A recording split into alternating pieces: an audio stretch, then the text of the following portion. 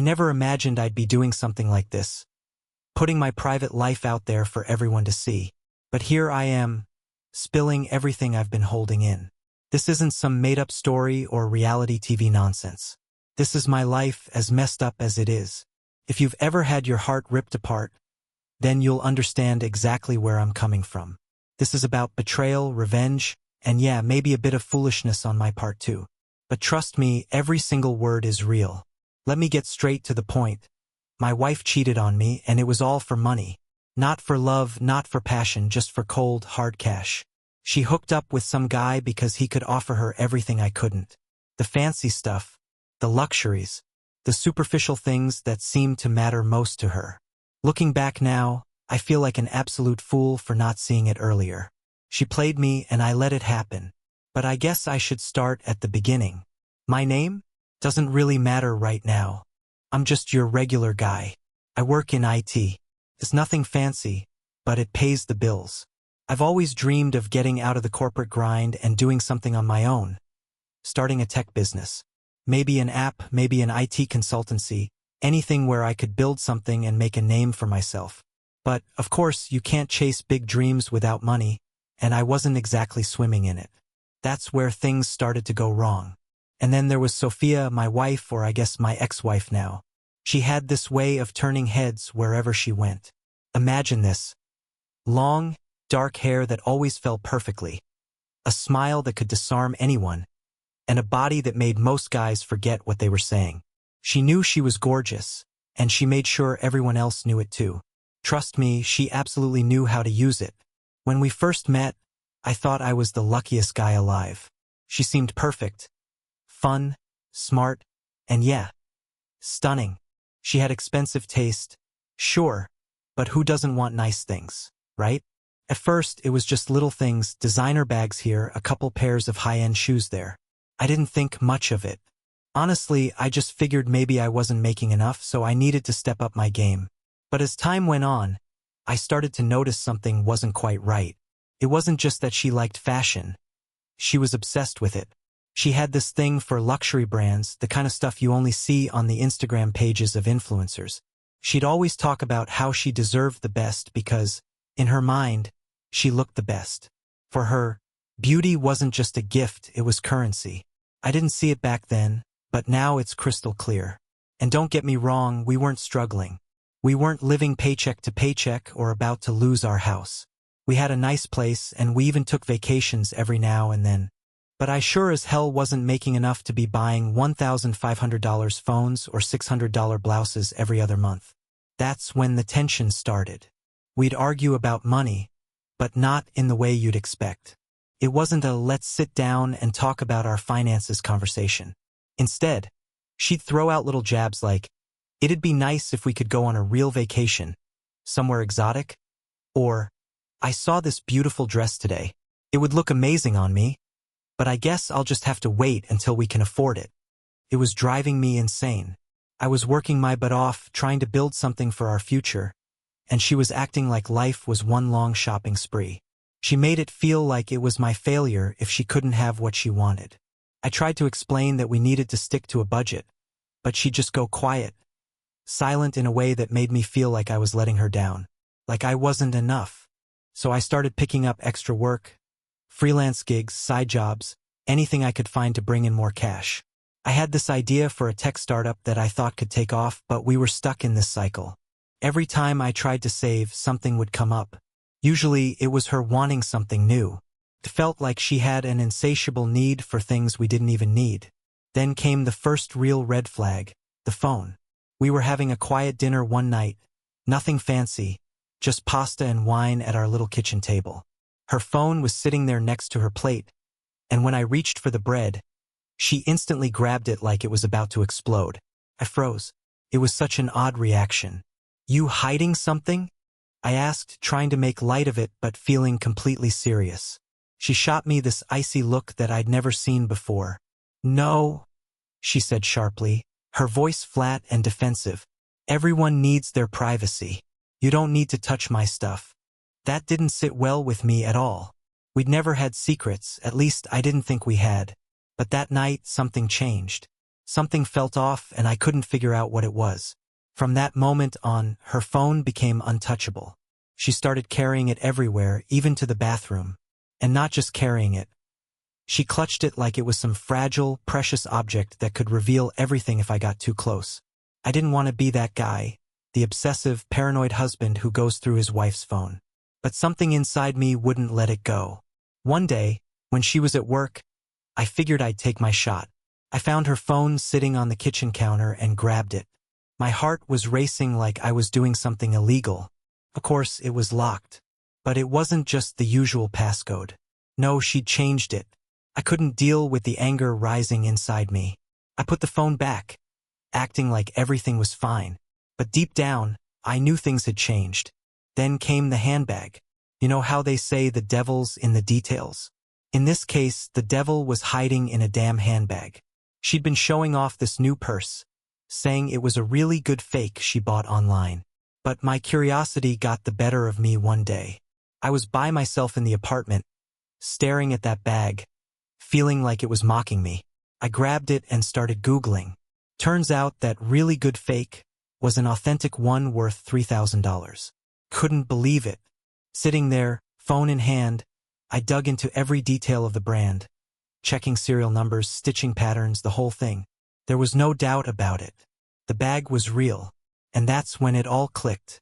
The phone, the clothes, the shoes. It all made sense. She wasn't buying knockoffs. She wasn't getting this stuff with her own paycheck. Someone else was footing the bill. That night, I finally had enough. Is this bag real? I asked, holding it up like evidence in a court case, daring her to lie to me again. Without missing a beat, she fired back, "No, it's not. It's just a really good fake. You wouldn't even be able to tell the difference, right?" But this time, I wasn't buying her act. I could see right through it. She was lying to my face, and it made me feel like the biggest idiot for ever trusting her. But I kept my cool. I didn't lash out. Not yet.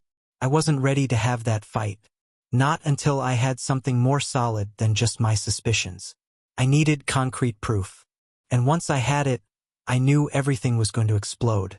This was only the beginning. Little did I know, the deeper I dug, the darker things were going to get. After the handbag debacle, I couldn't just sit back and pretend everything was normal. I couldn't keep playing the fool while Sophia, the woman I thought I knew, was out there deceiving me. But I couldn't confront her without knowing exactly what was going on. I had to catch her in the act. One morning, I had the day off. Sophia didn't know that, so she got up early, looking flawless as usual, dressed to the nines, ready to head off to work, or so she said. That's when it hit me. Why not follow her?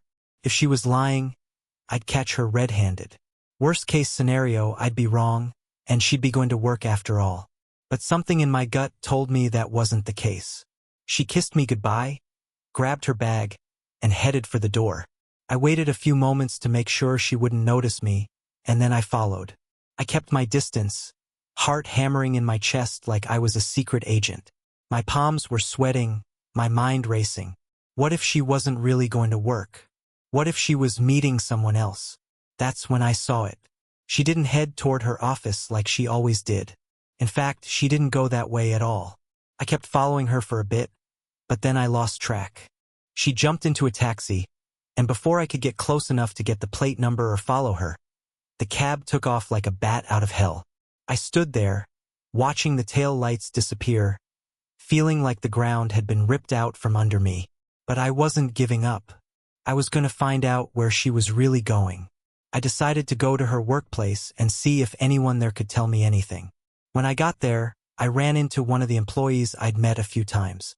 She recognized me too, probably from office events or when I dropped Sophia off in the mornings. I tried to play it cool, casually asking if Sophia was around, or maybe on her lunch break. That's when the bombshell hit. "Oh, she doesn't work here anymore," the woman said, like it was no big deal. "What do you mean?" I asked, trying to keep my voice steady. "She hasn't worked here in over 3 months," the woman said, as if it was the most normal thing in the world. "I thought you knew." My world stopped. 3 months?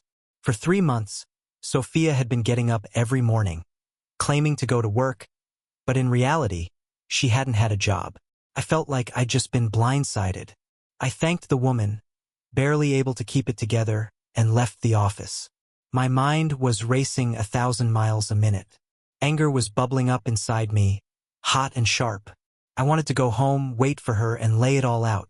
This wasn't just about money anymore. It was about trust. She had been lying to me every damn day. On the way home, I couldn't hold it in anymore. I called David, my best friend, and just unloaded. I was fuming, and to be honest, I wasn't thinking straight. "I'm done, David," I said, gripping the steering wheel so tight my knuckles were turning white. "I'm confronting her tonight. She's got no idea what's coming her way." But David, being the calm voice of reason, tried to talk me down. "Hold up, man," he said. "You're on the edge right now. If you go off all crazy, you might miss something important. What if there's more going on than you think?" He had a point, and as much as I hated to admit it, I wasn't ready to lose my temper just yet. If I lost it now, I might never get the full story, who she was seeing, what lies she was hiding. I couldn't give up without knowing the whole truth. "I need your help," I said, frustration thick in my voice. "I need to know what's really going on." David agreed, and we came up with a plan. The next morning, I'd pretend to go to work like usual. But instead, David and I would confront Sophia together. He had the perfect setup. Dark windows on his car, smooth and sleek. Nobody would suspect anything. So the next day, I got dressed for work, kissed Sophia goodbye, and walked out the door like it was just another normal day. But instead of heading to the office, I met David around the corner, jumped into his car, and we started tailing her. This time, she grabbed a taxi again, and we followed. She didn't go to a hotel or a friend's place like I might have expected. No, this time she drove straight into one of the richest neighborhoods in the city. We're talking mansions with gated entrances, driveways that scream money, places where owning a fancy car is just the beginning. David parked a block away, and we watched as Sophia looked around nervously before walking up to one of the massive houses. Here's the kicker. She didn't knock or ring the bell. She pulled out a key and unlocked the door like she owned the place. We sat there, parked and stunned, trying to piece it all together. The house was enormous, with a driveway that looked like it belonged to a billionaire. We sat there for what felt like forever, trying to make sense of everything. Finally, as the sun started to dip, the door opened, and Sophia stepped out. But she wasn't alone. A man followed her, a tall guy, well-dressed, probably in his mid-40s. He looked like the type who had money to burn. He casually put his arm around her, like it was no big deal. That's when David snapped a picture of the guy with his phone. "Let's see who this guy is," he muttered as we went to work digging up his background. It didn't take long to find out who he was. The guy walking out of that mansion with my wife was some high-profile businessman, a real estate mogul. He was all over the internet, articles, interviews, charity events, you name it. We even found his Instagram page. It was packed with pictures of him, but not a single one with Sophia. Nope. His feed was filled with pictures of him with someone else, a completely different woman. His wife. My stomach dropped. There it was right in front of me, the proof I'd been dreading. The woman I thought I knew, the woman I'd been living with, had been hiding an entirely different life from me. And this guy? He wasn't just some fling. He was married to her. I just sat there, staring at the screen, trying to process it all. The weight of what I'd discovered was too much. We couldn't act just yet. Not without more information. But the anger inside me was reaching a boiling point. I had to go home. I had to pretend everything was normal. Couldn't let her know I'd found out. Not yet. I looked at David and said, "We'll deal with this tomorrow. But tonight, I need to keep it together." So that's what I did. I went home, walked through the door, and kissed Sophia like nothing had changed.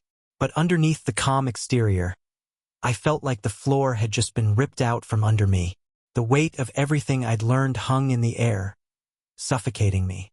The next day, I couldn't shake the image of Sophia walking out of that mansion with another man.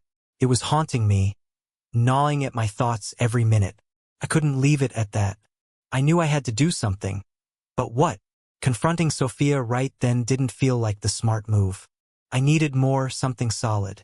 And then the businessman came back into my mind. His face, his life, all out there for the world to see. But there was no trace of Sophia. I opened his Instagram again, scrolling through his lavish lifestyle, exotic vacations, fancy dinners, all with his real wife by his side. It didn't take long to find her. She was tagged in several photos, so I clicked on her profile. It was set to private, but that didn't matter. I wasn't trying to dig through her posts. I had a different plan. I sat there for a few minutes, carefully composing my message. I knew this wasn't going to be easy for her, and I didn't want to sound like some obsessed stalker. So, I kept it short and simple. Hi, I'm reaching out because I have some important information about your husband. I'd rather not say too much here. Can we meet? I think you need to know the truth. We can meet in a public place, whatever feels most comfortable for you. I hit send and waited, unsure of what to expect. Less than an hour later, she responded. She agreed to meet me the next day at a cafe downtown. The next day, I showed up early. My nerves were a mess. I had no idea how this conversation would go. Would she believe me? Would she be angry? But when she walked in, she exuded calm, collected, quietly elegant, just like in the photos. She was nothing like the woman I was used to seeing. We sat down, exchanged pleasantries, and then I cut straight to the point. No more playing nice. I told her everything, how I followed Sophia, about the house, the photos, everything. I explained that her husband had been seeing my wife, buying her expensive gifts, living a life I never knew about. She listened intently, but there was no shock on her face. No anger. No surprise. It was like she'd been expecting this, or worse, like it didn't even faze her. When I finished, she took a long breath, like she'd already processed everything I said. I need to look into this myself, she said, her voice steady. Give me your number, and I'll be in touch. There was no outburst, no outrage, just a calm, almost calculating resolve, like she'd already prepared herself for this moment. She stood up, thanked me, and walked out, leaving me there, wondering if I just made things worse. A week went by, the longest week of my life. Felt like time was standing still. I had to act like everything was normal at home, like I was still the oblivious husband, while in reality, I knew exactly what was happening. Sophia still went to work every day, but I knew exactly where she was going. Every kiss goodbye felt like a dagger to my chest. Then, a week later, I got the call. It was her. Can you come to my house? She asked, her voice disturbingly calm. I knew something had shifted. I agreed, and later that day, I found myself pulling up to her place. A huge, pristine house, way nicer than the apartment Sophia and I shared. She greeted me at the door, and I followed her inside. She led me into the living room, where a bottle of wine and 2 glasses were already set on the table. But this wasn't just a friendly chat. I hired a detective, she said, cutting straight to the point. He confirmed everything you told me. My husband's been renting that house for months. He's been meeting your wife there, and he's been buying her expensive things. Jewelry, clothes, phones, you name it. She poured herself a glass of wine, took a slow sip, and looked me dead in the eyes. I'm going to ruin him, she said, her voice cold and determined. He thinks he can get away with this, but he has no idea who he's messing with. The weight of her words hit me hard. This wasn't some meek, heartbroken woman. This was a woman with power, and she was ready to use it. She finished her wine, refilled her glass, and turned to me. She studied me for a moment. Do you want some wine? She asked. I nodded. I wasn't about to turn it down. I needed something to take the edge off, and honestly, I think we both did. We talked for a while after that. She told me about her life, about how her father had built the empire her husband now ran. Her father had been a powerful man, the kind whose name opened doors and slammed them shut. She never said his name, but I could tell it was better that way. She'd been born into privilege, and she knew exactly how to use it. As the conversation flowed, she grew more comfortable, more open. And then, without warning, she asked me something I didn't see coming. Do you want to have? It wasn't flirtatious. It wasn't seductive. It was simply a question, no pretense, no games. Just an offer. I froze for a second, caught off guard. But then it clicked. I didn't have to think twice about it. Yes, I said. The next hour or so was a blur. She knew exactly what she was doing. There was no hesitation, no guilt. Nos cham. It felt almost transactional, like I was part of her plan. She took charge and I didn't care. For once, I didn't feel consumed by everything else that had been eating at me. When it was over, I left her house with a strange mix of satisfaction and confusion swirling inside me. It wasn't just the confrontation that shook me. It was the feeling that, for the first time in ages, I had some control over the chaos that had consumed my life. She wasn't just a heartbroken woman acting on impulse. No, she was driven by something else, something far more dangerous. A woman with a plan. And now, whether I liked it or not, I was part of that plan. When I walked through the door that night, everything hit me at once. I couldn't keep pretending. The truth was too much to ignore. As soon as I stepped inside, I knew. I couldn't wait any longer. It was time to face Sophia. No more games. No more pretending to be the oblivious husband. I slammed the door behind me, and I could see it in her face right away. She knew. She could feel it. "We need to talk," I said, trying to keep my voice steady but failing miserably. Came out rough, angry, and sharp. She didn't even look up, still glued to her phone, pretending nothing was wrong. But I wasn't about to let her hide behind that phone. I stormed over to her, every ounce of pent-up frustration, every ounce of betrayal, flooding out. "I know everything," I said, my words shaking with rage. "I know about the businessman, the house, the lies. You think I'm an idiot? You thought I wouldn't figure it out." She froze, her eyes flickering for just a second. I could see it. She wasn't prepared for me to confront her so directly. Her phone dropped from her hands, and she stood up, her posture shifting to something defensive, like she was trying to decide how to handle me. There was this strange look in her eyes. A mix of anger, yes, but something else too. Something I couldn't pinpoint. But she didn't deny a thing. Instead, she met my gaze with a coldness that hit me like a slap. "So what?" she said, her voice full of scorn. "I don't need you anymore. Haven't for a long time. You were just a placeholder. He's the one who actually takes care of me now. He loves me. He's going to leave his wife and we'll be together." Couldn't wrap my head around it. She sounded like she was proud of what she was saying. Like betraying me and planning a future with him was something to brag about. "You really think he's going to leave his wife for you?" I asked, my disbelief leaking through every word. "You've got to be out of your mind." She crossed her arms, looking at me as though I was the one in the wrong. "He will," she said, her voice growing colder, more determined. "You'll see." The anger that had been simmering inside me all this time broke free. "I'm done," I said, my voice cold and final. "I'm filing for divorce. You can live in your little fantasy world, but I'm done. We're done." She didn't even flinch. If anything, she seemed almost relieved.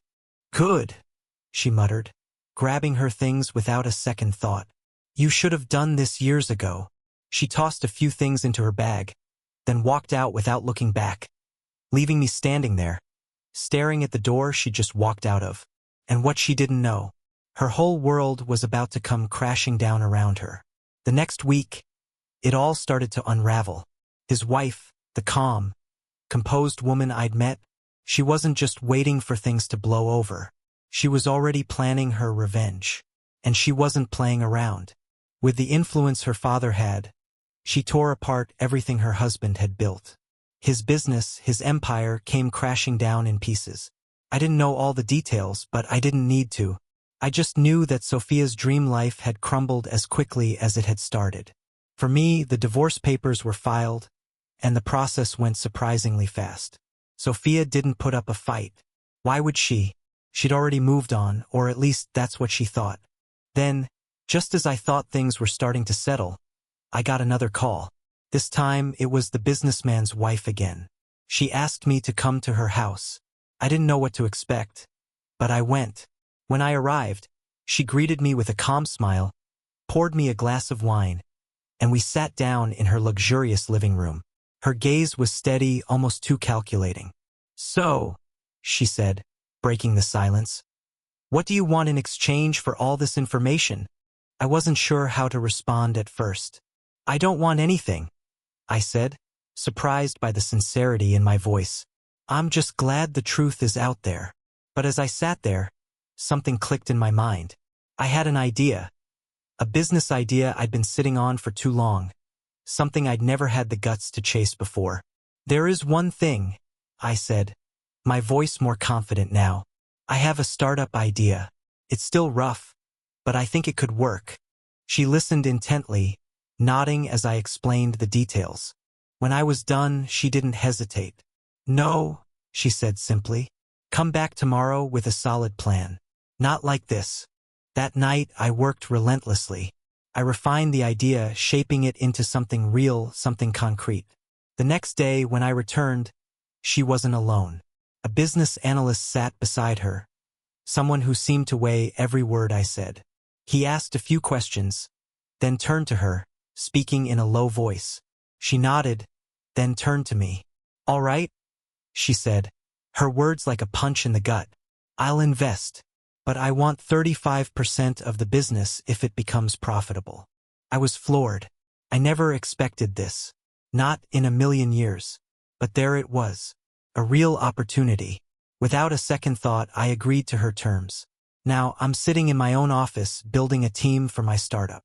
I can't share all the details yet, but I'm confident it's going to work. I can feel it in my bones. Funny how life works out. What started as the worst time of my life is now turning into something that could change everything. Thank you, Reddit, for letting me share my story. Sometimes, life takes you down roads you never thought you'd go. But maybe that's the point, because you never know what's waiting for you on the other side. Update. It's been about a year since everything went down. Looking back, it feels like a lifetime ago. I'm sitting here in my office, writing this update, and I can hardly believe how much things have changed. Life is good now, really good, and I owe a lot of it to the lessons I learned during the hardest time of my life. Let me start with the business. The startup I mentioned took off far quicker than I ever expected. The woman who invested in me, the businessman's ex-wife, kept her word. She gave me the capital I needed, and with that, I was able to build a team of people who believed in what I was trying to do. The early months were grueling. Late nights, endless brainstorming sessions, tweaking the product again and again until it was as close to perfect as I could get it. But it paid off. Big time. The business is thriving now with a solid client base, and we're growing faster than I could have ever imagined when I was just dreaming about this. And to set the record straight, my relationship with her is completely professional. She's sharp, business-minded, and keeps everything about the company. We meet regularly, but it's all about work. There's no weird tension, no lingering feelings from the past. We've both moved on, and it works for both of us. Now, let's get to the more interesting part. Sophia. Yeah, she came crawling back. I honestly didn't think she would. After everything that happened, I figured I was out of her life for good. But as soon as the news about my business success started circulating, she suddenly remembered who I was. It started with a simple text, "Hey, how've you been?" Like she hadn't completely ruined our lives and abandoned me for another guy. I didn't respond. Then the texts kept coming longer, more desperate. She kept hinting at how much she missed me, how she made a huge mistake, and how she didn't realize what she had until it was gone. You know the drill. Classic move.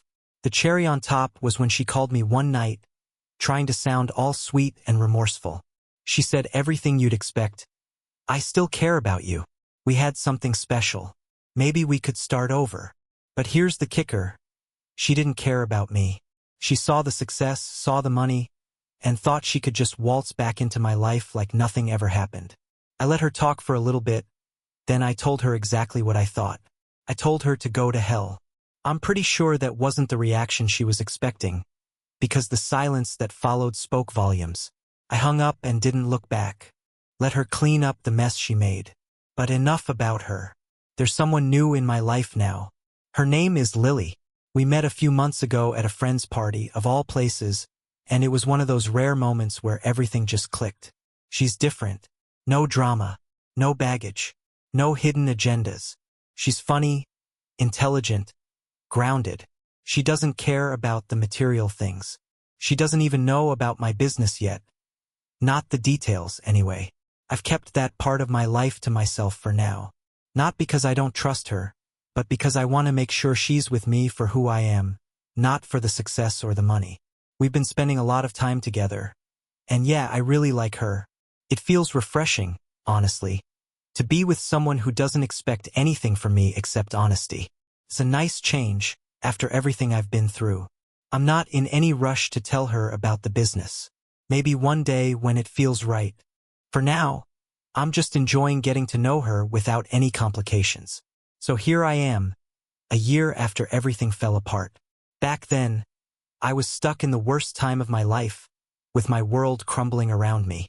And now, I'm running a thriving business, surrounded by a team that believes in what we're building. I've rebuilt my life and I've got something real to look forward to. I want to wrap this up by thanking everyone who's been following my story, reading along with me through it all. Life has a way of throwing us into situations that feel impossible to survive. But if I can get through it, so can you. Believe in yourself, in your strength to rise above the chaos. Never let anyone take away your worth. Success isn't just about the money or the power. It's about learning from the pain, pushing forward, and becoming the best version of yourself. I learned that the hard way, but I'm thankful for those lessons, even though they came with a steep price. So, to anyone reading this, whether you're in the middle of your own mess or trying to make sense of it all, keep pushing forward. You deserve the best, and don't let anyone tell you otherwise. Thank you, Reddit, for being here through it all.